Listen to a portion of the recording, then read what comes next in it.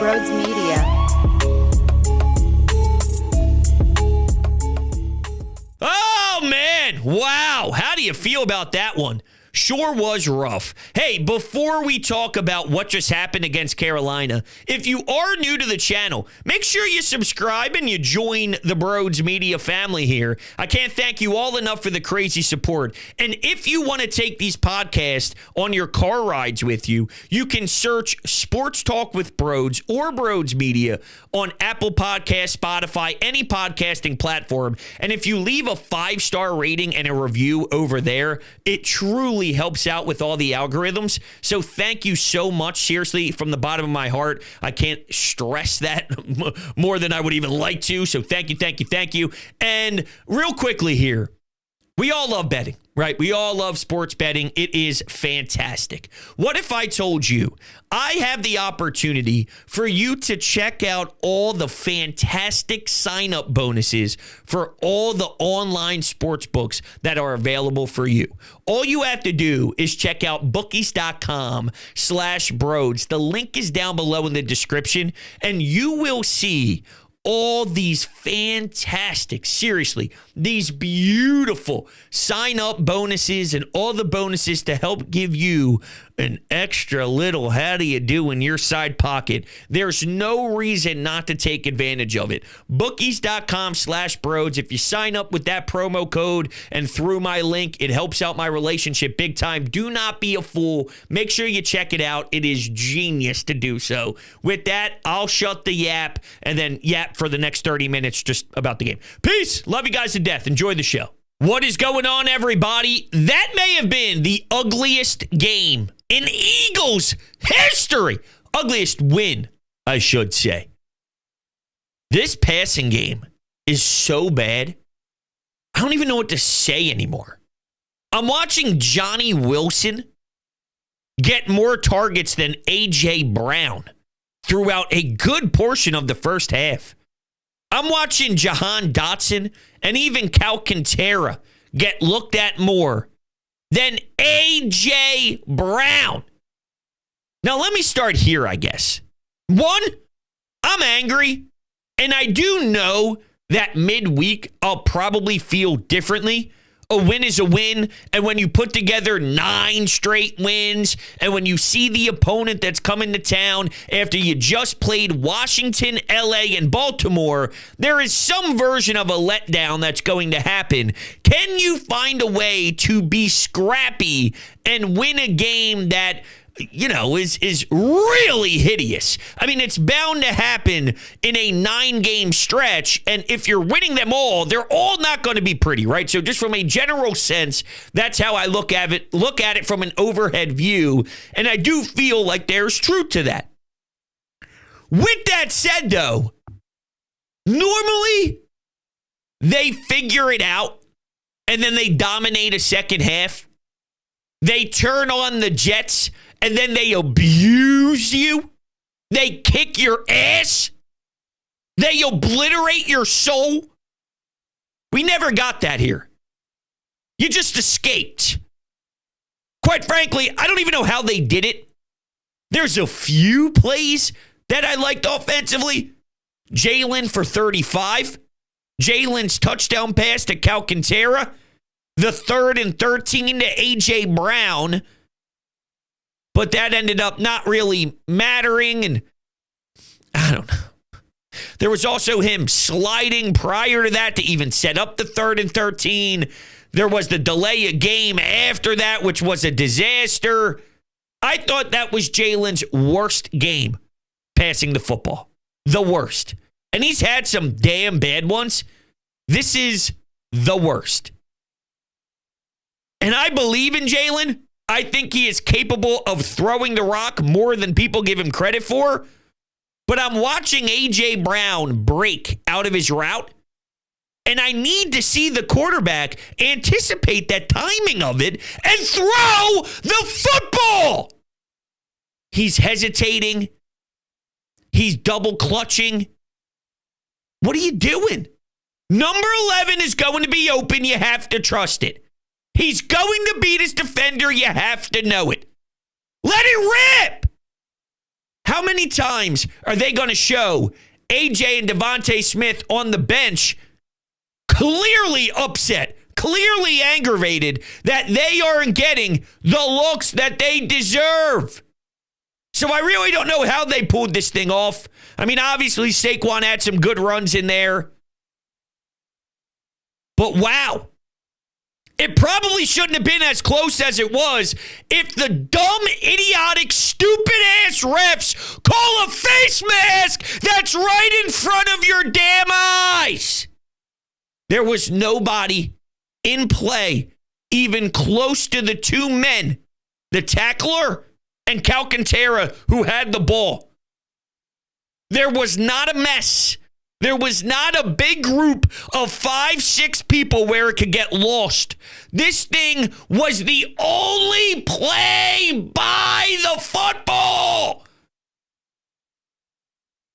Now, when you pin them down to the 2, the fact that we have to hold our breath on, what was it, a 2nd and 4 incomplete pass where they get behind your defense, and if it wasn't for hitting the turf, then we probably would have lost, and it would have felt just as painful as the one against the Atlanta Falcons, because we're watching Bryce Young go 98 yards where Josh Sweat had his legs wrapped up at the end zone, and he throws a bomb. Now I'm watching Adam Thielen look like he's Randy Moss in his prime, and this is what I don't understand.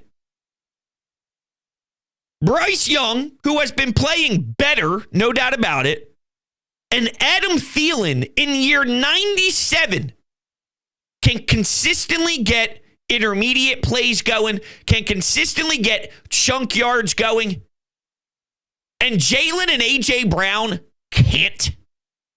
How does that make sense? You should accidentally walk into some big-time plays with A.J. They didn't even do that today. I don't understand. I believe when it gets this gross, there's a lot of different layers to it. I couldn't tell you the last time Kellen Moore tried something that is so cute and creative that I'm like, yeah, baby, that's why Kellen Moore's here. At the same time, if plays are there and available, you got to execute the simple plays and have the quarterback hit guys out of their break prior to hitting that next step in your playbook, which is creativity. I'm watching Johnny Wilson get overthrown. The guy's 6'6", 6'7", and the ball's flying 5 feet over his head. I'm watching it go 3 and out against this Carolina team, and spare me, they've been playing better, bros. Shove that up your keister. I don't give a damn. This is supposed to be a Super Bowl champion, a Super Bowl championship caliber team. I don't care how scrappy a 3-win Panthers team is. Please. I finally turned the corner and felt good about this team, but this passing game is a problem. And guess what? That's not all. Jake Elliott stinks. And I give Nick Sirianni a ton of credit because punting the football was the right decision. You cannot try a 54, 53, 52-yarder with the game on the line, and if you miss it, then you give Bryce Young and the Panthers good field position. You can't have that happen. You've already gotten burned by that with Jake Elliott earlier this season. To Nick Sirianni's credit, he learned and adjusted by previous mistakes made. Good for you, coach. This is the reality, though. If you have to make that decision mid-game, your kicker can't be utilized.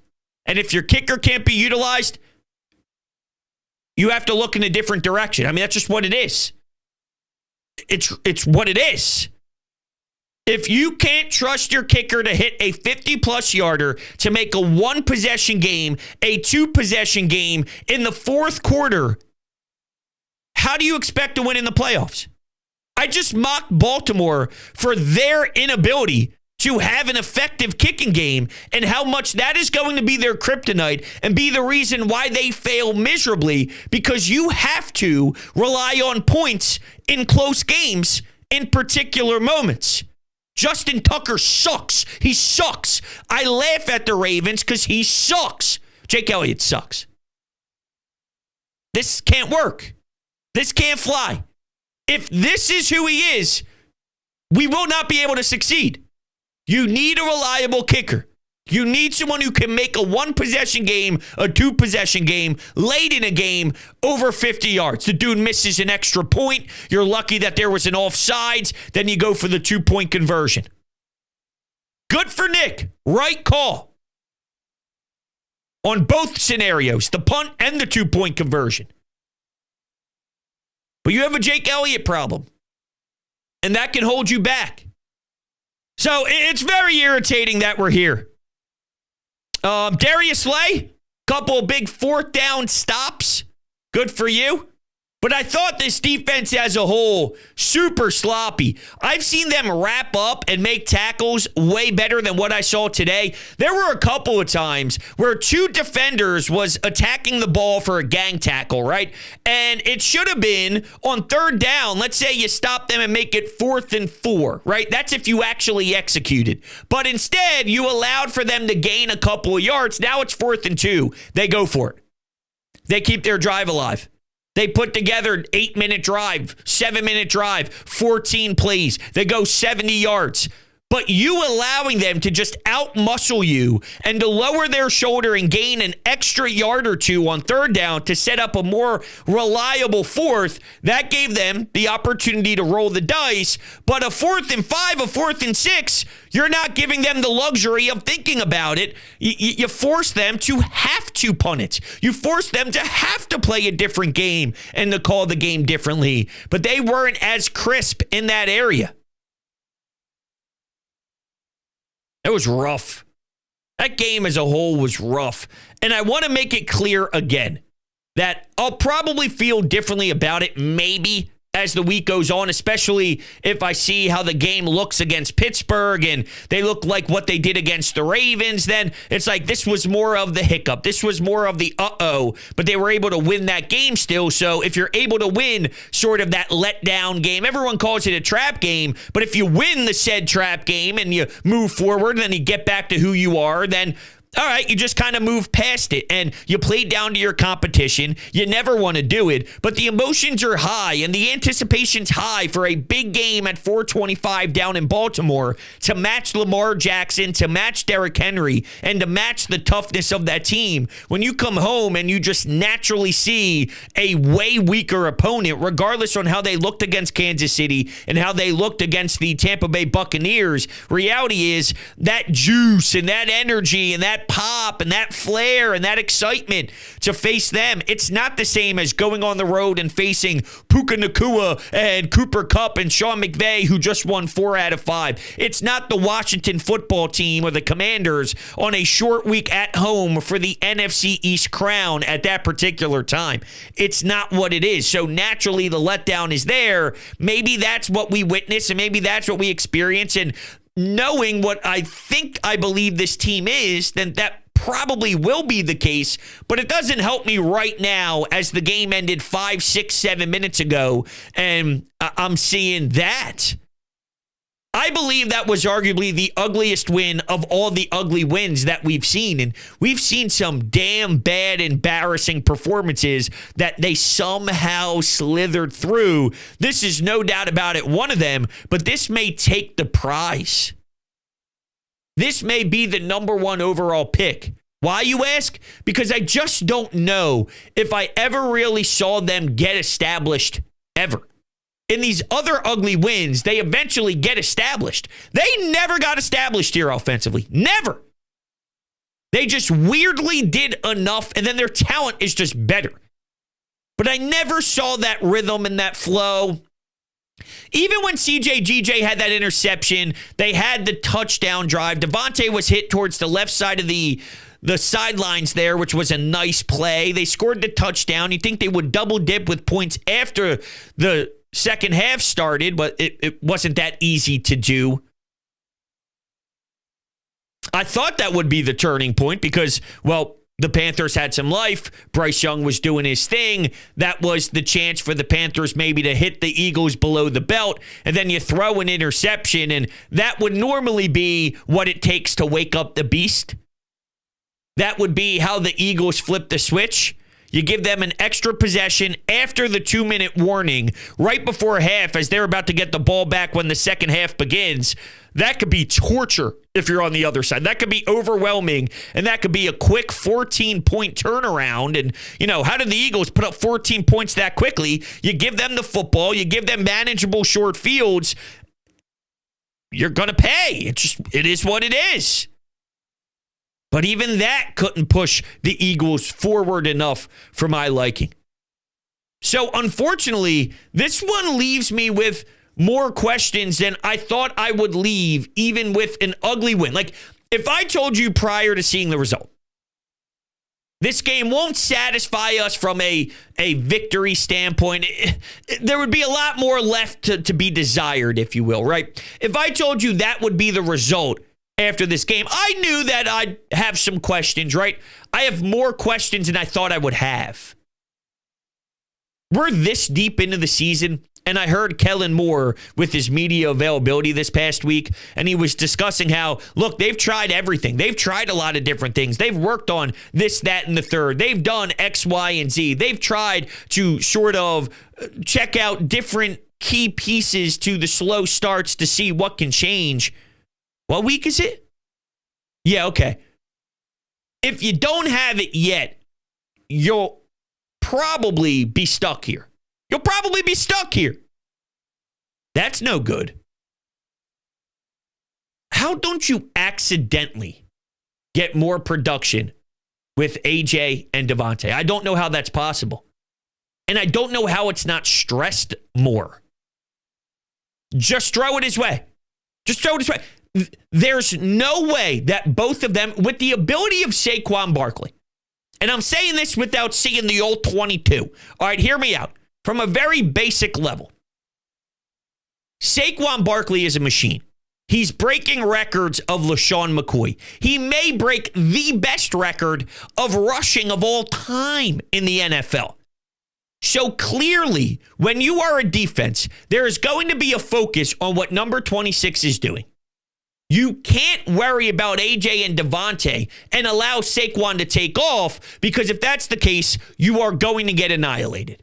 So in theory, you're going to try your very best to put a lot of eyes on Saquon and stop that from being the big thing. Even though it always ends up being the big thing anyway, you have to try and take him down. You have to try to make him earn it. You just have to, because otherwise it's way too simple for the Eagles to get established. So this passing game, not only do they have phenomenal skill position players? Like, phenomenal. Like, teams around the league look at A.J. Brown and Devontae Smith and salivate out their mouth, dreaming, wet dreams. They have wet dreams, hoping and praying that one day they could have two wide receivers as good as them. And that's if you don't even have a good running game. People would want that with no running game whatsoever. You'd be 27th in the league in running, but if you had those type of caliber weapons, you'd be absurd in the passing game.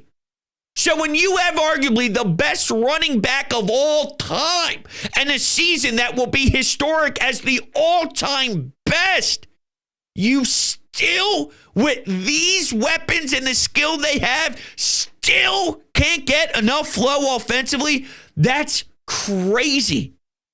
And while Jalen Hurts plays a role in that, and as a believer in Jalen, that hurts me, when it's this bad with all of those details I just mentioned, there's more to it than just quarterback play. I'm sorry, there has to be. There has to be. And if it's not, then I'll apologize. But it has to be. I want to see if we got any updates from the coach. So A.J. Brown. What's wrong with the offense? Passing. He was not happy, saying offense isn't good enough right now. And it's interesting he says that, because Reuben Frank asked him a question, I believe it was Friday, right before this game happened. And he goes, your targets are down from this year. And AJ laughed it off and said, man, you guys are on your game today. This is 2 straight weeks that you mentioned this. And then he gave a very cliche, good teammate answer about how, the team's winning, blah, blah, blah. I'm paraphrasing a little bit, but it was a very sound professional answer that didn't show any frustration, even though recently he put out a tweet and then deleted the tweet and then deactivated his Twitter, saying essentially, once again, paraphrasing, but I can only control what I can control. 2 or 3 days later, my man is not happy with the passing game. A.J. Brown and what the offense needs to improve. Passing. He slammed his helmet out of frustration after a 3-and-out, he says. 21 passing attempts, 83 net yards. Nick Sirianni understandably choosing a delay a game to punt rather than trusting Jalen Hurts to throw on 4th and 8. That was from Joe Giglio. I don't think it had anything to do with not trusting Jalen. I think it had everything to do with not trusting the kicking game. Not trusting the kicking game. More so than anything else. Nick Sirianni says he thinks the questions about the Eagles' passing game is fair. Is that the coach conceding? Nick Sirianni never considered going for it on 4th and 9 late in the game. Said they punted instead of kicking the field goal because of the wind and confidence in the punt unit. Oh, wow. Is that not a coach answer? Yeah, I'm sure it's about the fundamentals of the punt unit. Oh, that's funny. That's crazy. So, all right, the head coach said it's fair to start questioning it. I don't like that. Now, obviously, I didn't hear the question prior. I didn't hear the lead up. I didn't hear the tone. I didn't hear anything like that. But him admitting, hey, listen, go ahead. I got it. I understand. You can have concerns now. It's like, didn't you say week 4, week 5, week 6, bang it on the table? We're going to get this fixed. We're going to get this figured out. Will you relax? Didn't Nick Sirianni have some variation of that targeted towards fans and targeted towards media with the bye week looming, 2-2 start and all that? And to their credit, they have rattled off a bunch of wins. But now he's admitting for another year in a row, he got a little aggravated when he realized he didn't have the answers last year. And he went like, we're trying everything, guys. Don't you see? The next year, here it is again. And Kellen Moore can't even figure it out? That's weird. It's weird. Maybe it does go back to the quarterback more than I want to believe. I believe that's a part of it for sure. But there has to be more to it than just that. Because I've seen Jalen, with less experience, have a fantastic ability to throw the football. I've seen it. I've seen him do it. So that's what gives me faith to hold on to that is with Shane Steichen and, what they were able to do now with time. Teams learn tendencies. Teams learn certain, certain strengths and certain weaknesses and all of that. But I watched Jalen Hurts as an MVP candidate take a team to the Super Bowl, and he had the ability to pass the football all around the field and to be strong with it. Where did that go? Was that just random? And that's like the one random season somebody has and they never live back up to that expectation and standard again? But this is rough. That was a bad game for Jalen Hurts. A really, really, really, really, really, really, really bad game for Jalen Hurts. As ugly as I've seen from Jalen.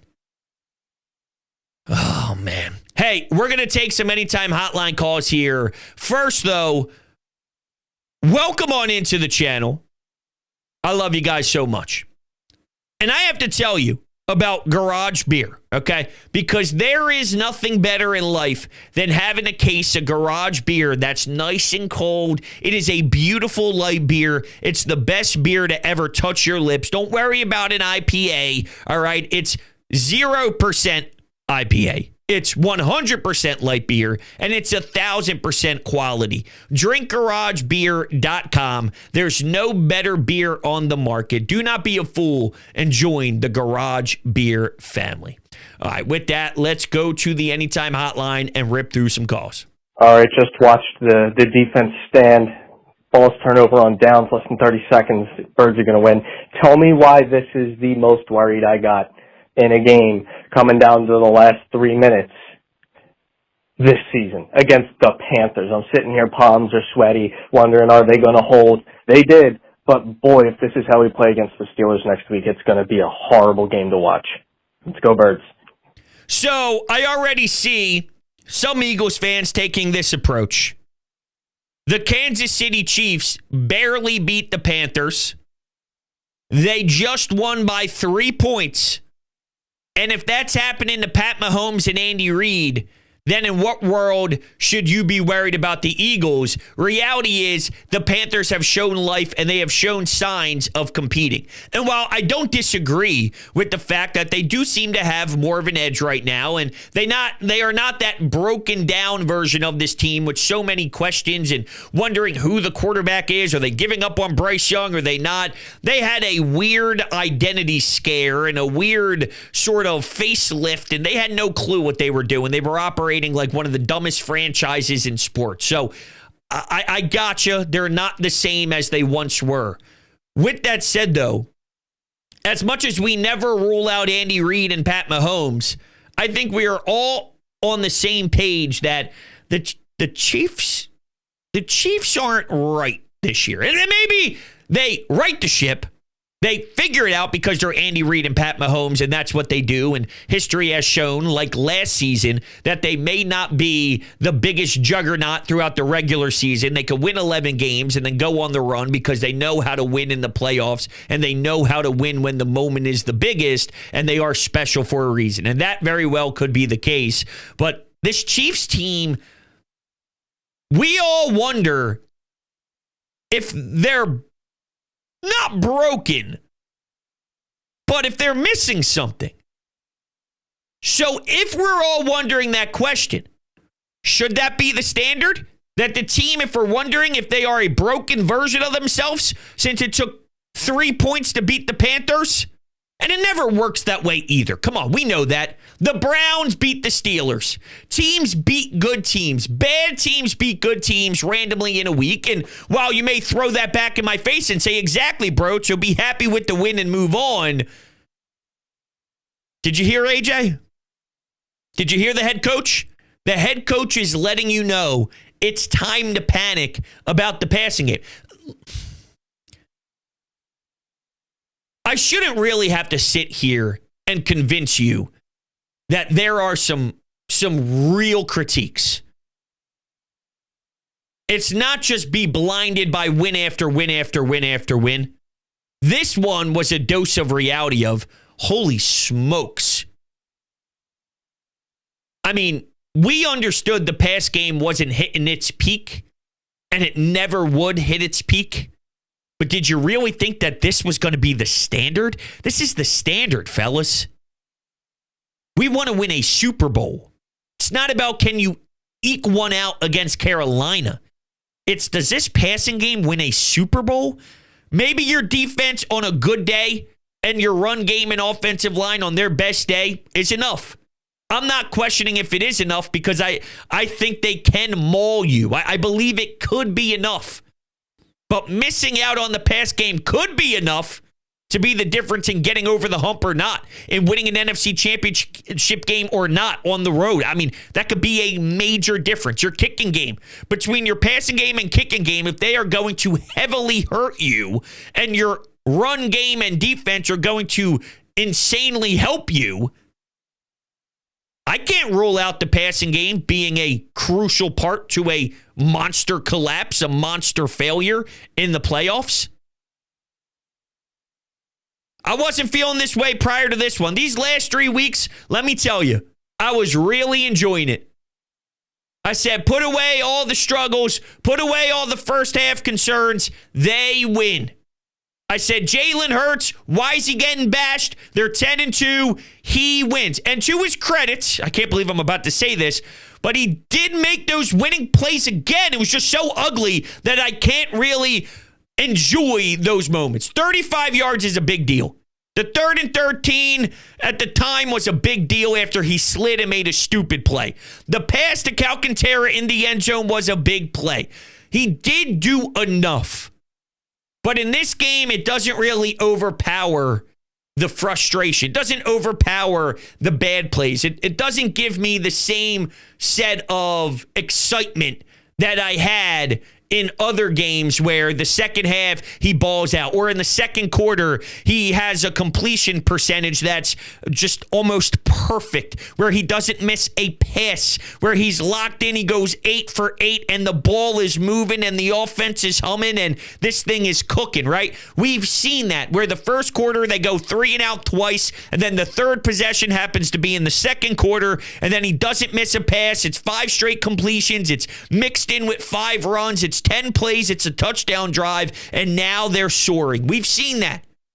There wasn't enough of that.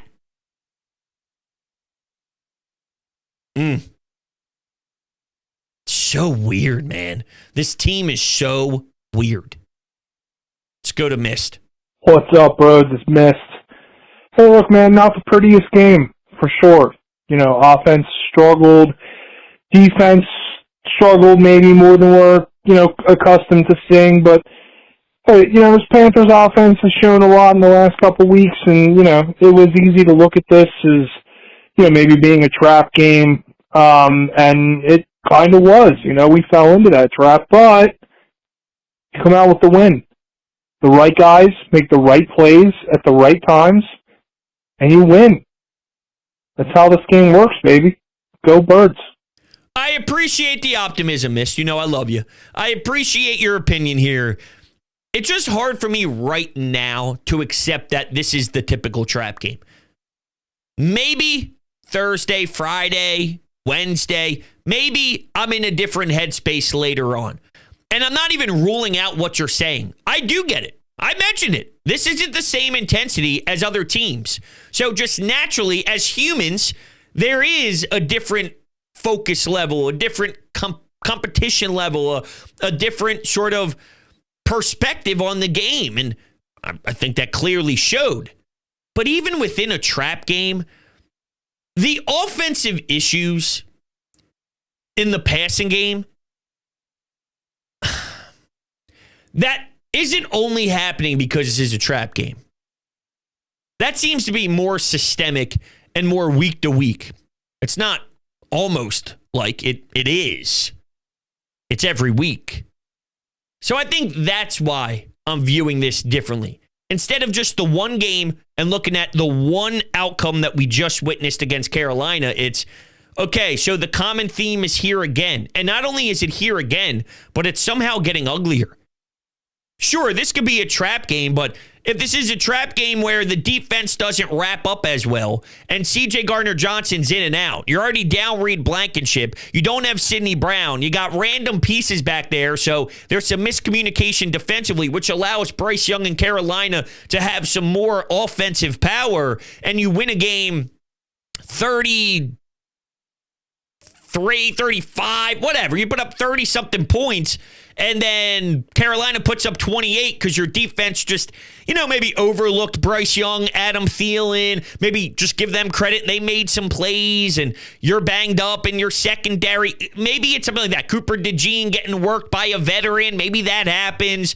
But your offense could put up 30-plus against a team that you should be able to expose with your offensive weapons. And maybe I feel differently about the said trap game. But this said trap game is showing us the same issues that we have seen all year long. That's sort of my takeaway with it, more so than just, so what? They didn't show up the way we would like against Carolina. On to the next one. It's more of, whoa, where do we go with this offense? Because it may hold them back. This was a big dose of reality. Unfortunately. All right, everybody. Those are my instant reaction thoughts. I can't thank you enough for kicking it with me. Love you guys to death. You all know that. You guys are the best in the world. Appreciate it, and I'll talk to you all on the next one.